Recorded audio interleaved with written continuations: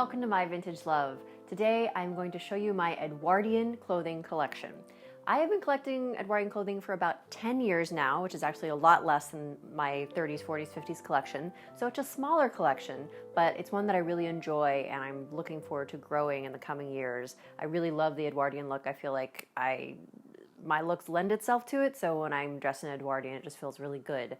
A caveat, I do not have any correct Edwardian undergarments except for this lovely underdress that I'm wearing right now. I do not have any Edwardian corsets, which I know the purists might not be happy about, but I am wearing a Merry Widow right now to kind of suck everything in just a little bit. Hopefully I can get an Edwardian corset made in the future and get all the bust padding and the hip padding and all that great stuff that gives that S-shape pigeon bust that was the look of the time. But for now, today, this is just more about showing you the collection that I have. So to the purists out there, sorry. There's so many wonderful videos on YouTube with people showing all of the beautiful undergarments, so I highly recommend you check those out. But today, I'm going to show you the garments that I have.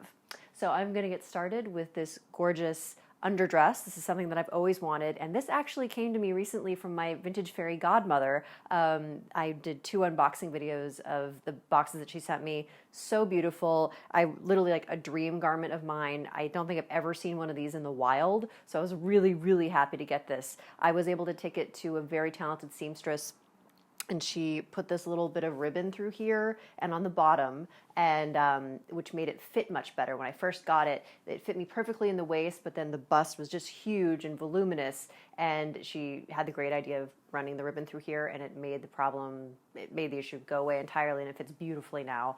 So it's just such a beautiful undergarment, this inset lace, the ribbon, obviously, it's so gorgeous. I'm dreaming of doing a photo shoot outside in a field with flowers in this undergarment at some point. So yeah, I'm going to be wearing this underneath all of the garments that you see behind me. And yeah, so let's get started and we'll move on to the next garment. Next up is a basic petticoat. This one is particularly lovely, I think, with the eyelet on it. And I actually have 2 more back here, so I have 3 total. Slightly different lengths. The other 2 are a little shorter, but this is just, a great undergarment, the most basic undergarment if you're wearing Edwardian clothing, and I put it over the underdress, so it will give a little bit of fullness to the other things that I put on. So I thought it would be kind of fun to go from least ornate to most ornate, more or less, with the dresses.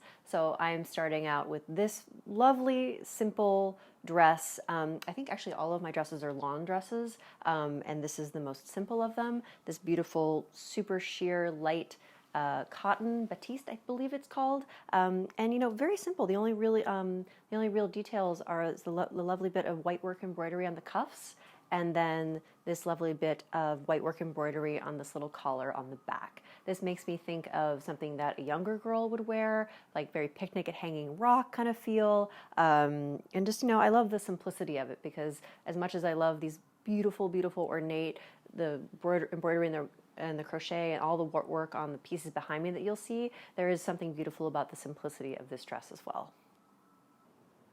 Next up is this lovely dress. You can start to see the kind of S-shape, that pigeon bust that they had back then in this dress. And I love this one. Again, it's not simple necessarily, but it is more simple than some of the dresses we're about to see. And the interesting thing about this one is that it's actually shorter. It only goes to my knees. So I have the petticoat on underneath, and I think it actually creates this kind of very pretty 2-tiered effect. I'm not quite sure why it's shorter. Obviously, it was made that way. It was meant to be that way, but it fits me, so I don't think it was made for a little girl, so a bit of a mystery. Maybe it was meant to be worn the way that I'm wearing it right now with the petticoat showing. I'm not sure. If you have a better idea, please comment below and let me know why, but I really do love this one with the white work embroidery, the beautiful delicate crochet, I believe it is, and just an all-around beautiful dress. I have worn this one to the World War I exhibit event at Governor's Island. Next up is this beautiful lace-covered lawn dress, and this one's just, to me, kind of like one of the epitomes of just a classic Edwardian lawn dress. Obviously, you can see all the beautiful lace work on it. Another one of my favorite things about this one is how the waist kind of comes up in the back, so you get a you get kind of this almost train effect in the back, which is really kind of cool. And this lovely detail of the very slightly pointed sleeves, you know, super high collar, gorgeous, love it. I got this from a friend of mine upstate, and it was such a good find, and I'm so glad that I have it. So next up is this lovely dress, and I'm not sure if you can tell in this wide shot, but it is actually a very faint, very light mint green. We'll do some close-ups so you can see the color better, but it's actually, I don't know if I've ever seen personally another colored Edwardian dress. Obviously they existed, but I really love this one for that reason, because the color is so beautiful and so interesting. It's still a beautiful dress even if it didn't have the green color, just makes it a little extra special. And you can also really see the pigeon bust happening here, that S-shaped curve. You can kind of definitely see the extra material. If I had the correct corset and the correct padding, it would look better, but it is what it is. So maybe someday I can get the correct corset and correct padding and really fill it out the right way. But yes, this is a beautiful dress. I was wearing this when our friend Bill Wadman, we did a little cheese ball skit with him, and we took a picture, and it's, I think, still the most liked picture on my Instagram feed. So that's kind of fun. But anyways, beautiful dress. And yeah, I just love the color. It's so interesting. Another fun story about this dress, I got this online. I ordered it from a lady, I think in Oakland, California, and the post office in all its wisdom decided to send it to Guam first and then to New York. So it took this very circuitous route to get to me. I'm very happy it got to me. It was very fun to track that on its journeys, but here it is, and I'm very glad that it's here. So this is the last dress I have to show you, and this was actually the first dress, Edwardian dress, that I bought. I bought it about 10 years ago at the San Francisco clothing show, vintage clothing show, and got an amazing deal on it. The vendor was super sweet and gave me a really nice deal on it, and I think this is my favorite one in my collection. Just the detail work on this, I'm not quite sure what this particular white work is called, but it's just so very beautiful, and I can very much imagine it being worn as a wedding dress. I remember actually toying with the idea when I got married, but it's just the most exquisite dress. And I do want to say something really fast about storage. I know these dresses and tops and coats behind me are hanging. I do not store them hanging. These are all stored flat. The only exception is the coat that I'm going to show you in a bit because it's a much sturdier fabric, but I strongly recommend not hanging up your Edwardian dresses if you have any. If you do hang them, fold them over the hanger. Don't hang them because the shoulders are very delicate and they will break eventually. So just a little note about that. But back to this dress, I also wanted to show you the back of this dress because it is just, I mean, they're all kind of a pain to get in and out of, and most have little tiny buttons. This one actually has, is just completely full. It has this very interesting vertical, horizontal, then off-center panels of hooks and eyes, and all of the hooks are fabric thread hooks. So it took Matthew probably 7-8 minutes to get me into this dress. So this is definitely one of those dresses, as are virtually all these dresses and tops, things that you would need someone to help you get into. I don't think it's possible to do it on your own. Maybe someone can, I can't. But yeah, it's just something to think about when you think about the history of Edwardian clothing and where it is on kind of the scale of what was happening back then. But then you look at Victorian that happened before it, and then the 20s that happened after it. And if you take a look at Edwardian clothing and 20s clothing, it really is, you get a sense of just how seismic the changes that were happening in history then, in women's rights and just what was happening. It's so interesting to think about. So have a thought about this dress, all these hooks and eyes and these little tiny buttons that were so cumbersome to get into, and then the 20s that were just, super easy, super flowing, legs were showing, knees were showing, you just slip it on and go. So I always think that's so interesting to think about when you look at fashion history. So here's the first of the two blouses. This one is a super lovely Irish crochet, I want to say, blouse. Amazing work on this. It might have started out its life as a dress. I'm not sure. There is a little bit of loose elastic around the waistline. Very well done, but I do wonder if it did start out its life as a dress. But gorgeous work, as you can see. I've actually worn this with a pair of high-waisted pants out and about because I think it's, it's not so delicate that I can't wear it, and I think it still looks beautiful, just in kind of like a more modern way. Yeah, and I love the sleeve length as well. I think it's really pretty.